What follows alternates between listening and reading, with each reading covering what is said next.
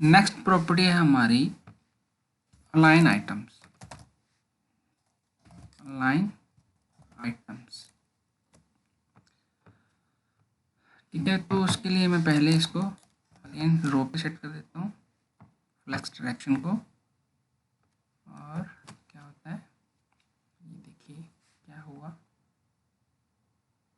यहाँ पे मैं इसकी हाइट कम कर देता हूँ थोड़ी सी ताकि अच्छे से विजिबल हो सके, ठीक है।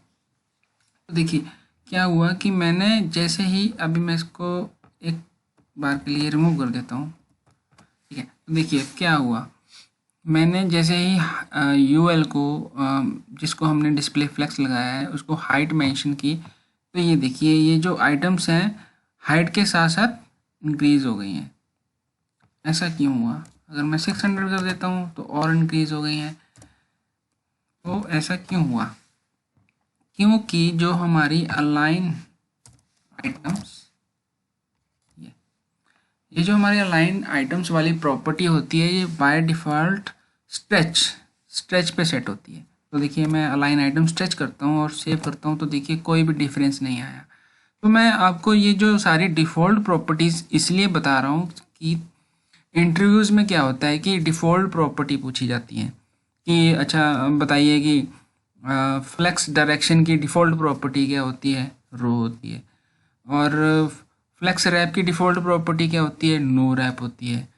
और फ्लेक्स फ्लो प्रॉपर्टी होती है वो क्यों यूज़ होती है, उसमें वो उसका क्या पर्पज़ है यूज़ करने का? तो हम कह सकते हैं कि जो फ्लेक्स फ्लो प्रॉपर्टी है उसमें हम फ्लेक्स डायरेक्शन और फ्लेक्स रैप को इकट्ठा यूज़ कर सकते हैं। और जो फ्लेक्स फ्लो ऐसे भी बोल सकते हैं कि जो फ्लेक्स फ्लो है वो एक शॉर्ट हैंड प्रॉपर्टी है फ्लेक्स डायरेक्शन और फ्लेक्स रैप की, ठीक है। और जस्टिफाई कंटेंट है उसकी जो डिफ़ॉल्ट प्रॉपर्टी क्या होती है वो होती है फ्लेक्स स्टार्ट।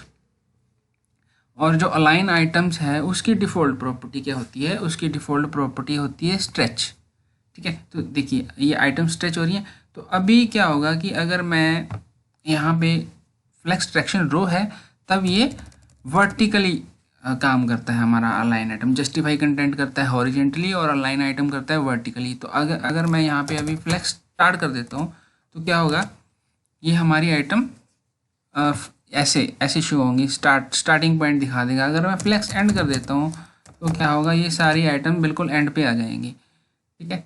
तो ये देखिए वर्टिकली हम आइटम्स को मैनेज कर सकते हैं, सेट कर सकते हैं, उनके अलाइनमेंट को पोजीशन को सेट कर सकते हैं। और अगर मैं यहाँ पे अलाइन आइटम सेंटर कर देता हूँ तो यहाँ पे ये वर्टिकली सेंटर आ गया है। और अगर मुझे अभी मैं यहाँ पे आपको अगर यहाँ पे कर दूँ मैं सेंटर जस्टिफाई कंटेंट सेंटर करता हूँ तो देखिए क्या होगा, हमारी जो आइटम्स हैं ये पूरा बॉक्स है जो हमारा पूरा कंटेनर है उसके सेंटर में आ गई हैं, उसकी हॉरिजेंटली और वर्टिकली दोनों सेंटर हो गई हैं। तो आपको अगर कभी भी इंटरव्यू में ये क्वेश्चन पूछा जाता है कि अगर हमने किसी एलिमेंट को सेंटर करना है हॉरिजेंटली और वर्टिकली तो कैसे करते हैं, तो आप बोल सकते हो कि डिस्प्ले फ्लेक्स से कर सकते हैं हम।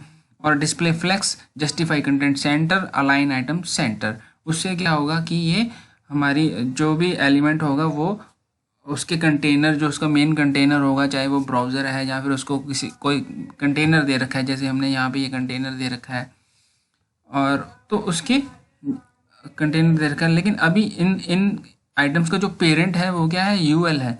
तो ये अभी यूएल के सेंटर में आ गई हैं क्योंकि यूएल को हमने विड्थ तो ऑटोमेटिकली 100% ले रहा है वो और हाइट 400 ले रहा है।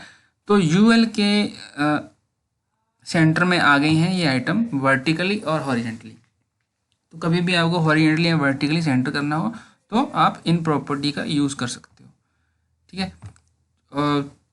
तो align items by default stretch पे सेट होती है और फिर उसके हम अपने अकॉर्डिंग उसको सेट अपने अलाइन आइटम को फ्लेक्स स्टार्ट फ्लेक्स एंड और flex center sorry align item center कर सकते हैं और उनकी अलाइनमेंट को सेट कर सकते हैं अपने चाइल्ड जो एलिमेंट्स होते हैं हमारे, ठीक है। तो ये जो आप देख रहे हो यूएल के अंदर मैंने अभी तक जितनी प्रॉपर्टी यूज़ कर रहा हूँ वो पेरेंट की प्रॉपर्टीज़ हैं, चाइल्ड की प्रॉपर्टी अभी हमने कोई भी यूज़ नहीं की है।